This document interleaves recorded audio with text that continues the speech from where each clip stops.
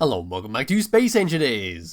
In today's video, we're looking at another large block patrol ship that's great for going out and about and scouting unknown areas for any kind of dangers before sending your less armor or unarmed ships into that area. Say if you're going to do some mining or build a base, it's a good idea just to make sure it's nice and clear for any kind of enemy drones or any kind of enemy points of interest. So this that I'm currently standing on is called the Gcost-Class Patrol Vessel, which is this lovely thing over here. And a bit later on towards the end of the video, we're going to be taking a look at a modded planet, and that one is Planet Limitar, which is a gas giant with an icy core, and that's how we're going to end the video, because it actually started to get close to that planet. The gravity increases so dramatically that you're basically going to be left in little pieces, and there's no way to basically escape it, unless you have a ship that's nothing but thrusters. But yeah, that's for later on.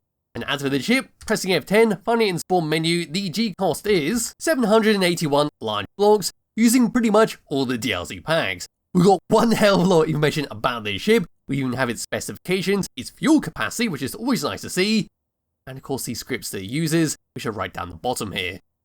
So simply give this a thumbs up, move around towards the very front, have a quick look around the outside, have a quick tour of the interior. Now the interior is surprisingly big for this size of ship. Usually they are like maybe one or two little rooms. This seems to have a full-on survival-ready interior, which is very impressive. Then of course at the end we'll go to the planet like I said. But anyway, at the very front, this is what we get, and that's a camera sitting on the beam block, so we get a good view of what's going on ahead of us. If we were to move to the left and right of that, we could just about see inside in our cockpit to drive this thing around, where both seats have been clearly labelled on what job they do. So we have a pilot seat, and then we have a gunner seat, which well does what it says on the tin. Moving around onto the side, so there's a very clear view at one of our seats to control this thing. Got a little bit of hazard skin strip just right in the middle there to break up all these grey blocks. And as we move along, we then come across to one of a couple custom autocannon turrets, which should do very well against any kind of pesky drones that try to harass you. If we were to get a bit closer, this is simply how it's been set up. So there's our two autocannons, there's a camera right in the middle, being set up on a hinge on a rotor, so it's all fully ready to go and connected up to the weapon controller, so you don't have to lift a finger when this thing enters combat. If we have to move around onto the side here, we see a light on the side that's currently turned off, so it's purely there for some decoration.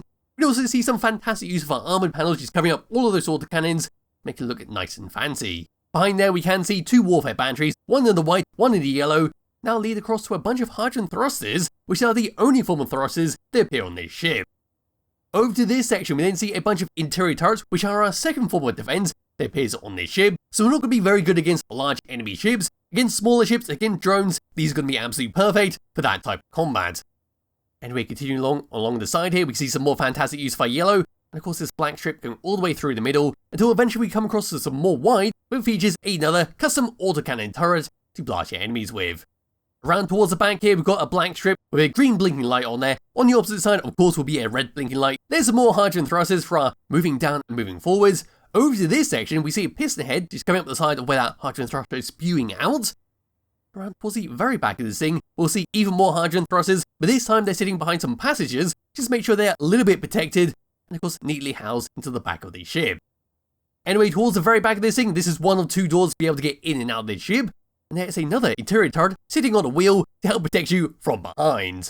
Now this connector down here is how we're going to dock up to any kind of stations, recharge it with hydrogen, recharge it with ammunition, but it sits on a little hinge that we can control from the cockpit to bend it all the way down to fit your need depending on what your station has to offer. So you just press a button, and now you're ready to dock up to whatever you're connecting to.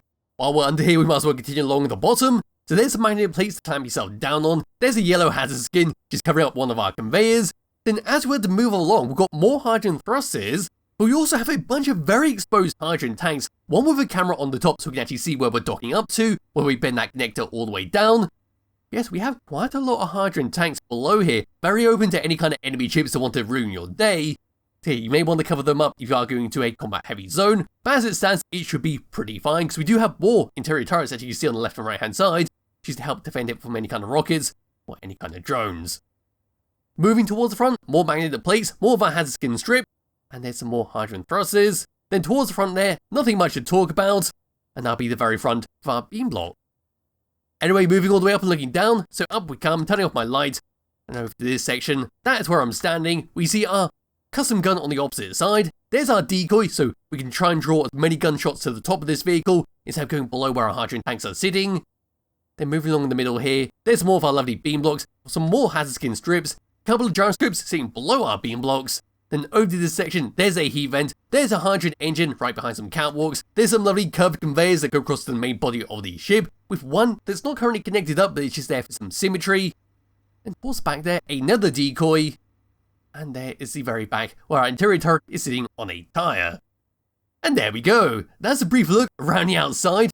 The Gcost-Class Patrol Vessel, and it looks bloody fantastic for how it's all been set up. For something that has a lot of guns on there, they're very weak guns at the end of the day, so it's not too powerful, but it has been well thought out with having decoys on the top to try and protect your hydrogen tanks below the ship.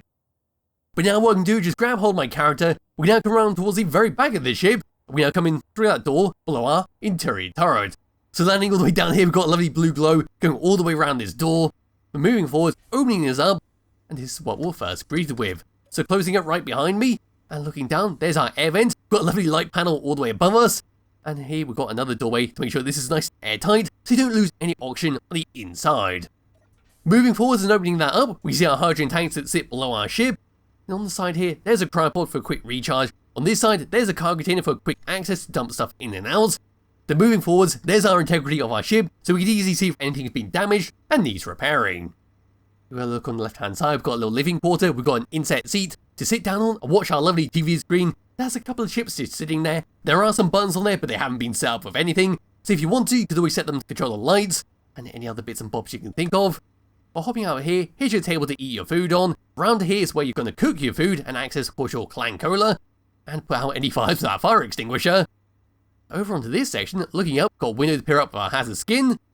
And on this side, we walk around here, we've got a lovely sink to wash up anything we used while cooking. Looking out this window, there is your hydrogen thruster, causing a nice bit of light on the inside here. There's another air vent to make sure we don't suffocate. Then onto this section, we see a bunch of buttons, where one of them is to control the AI of the ship on and off, because this thing is fully AI controlled. Then we've got some for the lights, and some for the gravity. So we can hit that, now if we jump, we'll just float away. Activating that once again. Down here to your interior lights on and off. There's your airlocks to cycle them on and off. And down there is your AI toggle to turn that on and off. Anyway, turning off my jetpack, landing back down, and coming back around to this section, walking to the opposite side. Into here, we then see our weapon locker to store all of our guns and ammunition. There's your AI flight move. And into this section is your programmable block, where we're currently using the integrity script, which is what's displaying on that section right here. Anyway, moving past this section once again, and coming around past this air vent into here, we then got a bedroom, so we go to sleep here, we go to sleep on this one. I absolutely love this bed block, the little plushie and the small clock. Yeah, we can go here, go to sleep. Then if you want to, you can now walk around into this section, we've got a shower and toilet. Closing that up and turning around into here, go walk around past this cargo container and a couple of conveyors in the floor. We'll eventually come across to our survival kit to recharge ourselves on and respawn on. Then walking through here, and turn around for the moment, ignoring the front there, dropping down, opening up this, a double door for an airlock once again. So closing up that, turning around, opening up this. We're now on the secondary door, which is towards the front of the ship, right below our custom turrets. Anyway, coming all the way back through here, landing myself down, closing that up. There we go, opening up this, back up the ladder. Down we come. Now it's time to enter this section. So closing up the door right behind me, it closes from the roof this time. But this is what we get at the very front for our bridge. So we've got a projector table in the middle. On the left hand side, we've got our control seat to control the guns on the ship. Then on the right hand side, we then got our pilot seat to, well, control pretty much everything else on the ship. And of course, to fly it around. But turning around to this side, we've got a window to peer outside. We've just about make out the model planet in the distance. Then on the opposite, it's going to be the exact same thing. There we are. There's an air vent to make sure we don't suffocate. And I suppose for the moment, we now come across to here, we've got a button where we can turn off the light. This is above our projector table. Anyway, into this seat and bring up the HUD. These are the controls we get, where number 1, number 2 is going to be to turn on and off our custom gun and our interior turrets around the ship. Number 5 is then to control our AR block to turn it on and off. This is for our AI combat block. Then number 6 and number 7 is going to be to turn on and off a fancy system to let your passengers know that you're in combat. So once we come in here and find the combat start, so into this, there is combat start. We now come to set up actions, and we'll see that will turn on the spotlights. Then we've got our lights at the back there, turn it on and off. Got our auto door and airlock script to activate that, make sure all the doors are closed on the ship. Then we've got that will turn on and off our antenna. There we go. Anyway, out of that, number 8 and number 9 is for our cameras, one at the front, one below the ship. And then we are to come to tab number 2, got nothing else, so it's time to hop out of that seat, move around into the pilot seat. For the pilot seat, we've got a few similar controls, but number 1's going to be for your thrusters all around the ship to turn them on and off. Number 2's for your hydrogen tanks to stockpile on and off. Number 3's for your batteries to auto recharge. Number 5, number 6 for the cameras that we just saw at the front and below the ship. Number 8's then for your lights around the ship, turn them on and off. Then number 9's for manual control over your antenna to once again turn it on and off. Over to tab number 2, we then got controls for our connector at the back, with number 1's to lock and unlock it, number 3 to turn the lock on and off, then number 2's to move it all the way down and position it to where we need it. So there we go, leave it like that and lock it in place. 5 and 6 is once again for that camera at the front and below the ship. Number 8 is for magnet in place all the way down to here to lock and unlock them. Then finally, number 9 is for your programmable block, which is the whip, auto door and airlock script to well close all the doors automatically if you're very lazy. Down to tab number 3, we've got nothing else, so it's time to drive this thing around.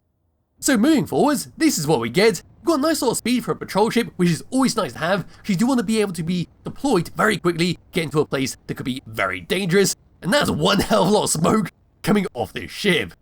Anyway, moving left, and moving right, there we go, we've got some fantastic speed with that. Moving down, getting some fantastic speed, and moving up, feels faster than everything else, which is always nice to have, especially when you're going to go on a planet with this thing. Then as for gyroscope controls, this is what we get. Moving the mouse around is surprisingly heavy for this size of ship. I was expecting it to be much more closer to a small fighter, but no, this is very, very heavy, very, very meaty. And well, it's certainly fine for a ship that doesn't use any kind of manual firepower, because everything's turrets on this. Having a very sluggish turn rate doesn't really matter, because our turrets do have us covered forwards, backwards, up, down, left and right, so there's nothing that can really catch us off guard. But as for that, that's pretty much it for the Gcost-Class Patrol Vessel. It's a lovely ship to use in survival mode. You do want to have something with a nice bit of firepower on there, as well as all the stuff you need for survival mode, so you go out and about and not be left stranded when you need, say, to refine stuff up, or if you need to have a bit of protection. And of course, to end this video, what we're going to do is now head down to this modded planet, Planet Limitar, and you're going to see the effects of the gravity as we get closer and closer. And here we go, we're now rapidly approaching this modded planet, and as you can see, we've already passed the 1.2G. Look at how fast that is going up. Might need to come in first person view so you can see it. 1.7G, 1.75G, and there we go. That would have been the explosions of our hydrogen tanks. There's not much remaining of it. And well, when I say not much remaining, I mean there is absolutely nothing remaining of that poor little ship, apart from a lovely hole in the surface of this planet. As for the planet itself, it's got no ores on here, there's nothing interesting really about it, it's just a very dangerous zone where you can easily get trapped in there, caught in its gravitational field, especially if you're using, say, a space-only ship, and you're trying to get close to this planet, it's going to be very easy to be drawn all the way down and get stranded here. But as for the ship itself that I was showcasing, it's a lovely ship to use in your world. There'll be a link to it along with a link to the planet I'm currently on in the description below. I'll be back with another video some point soon. Bye bye.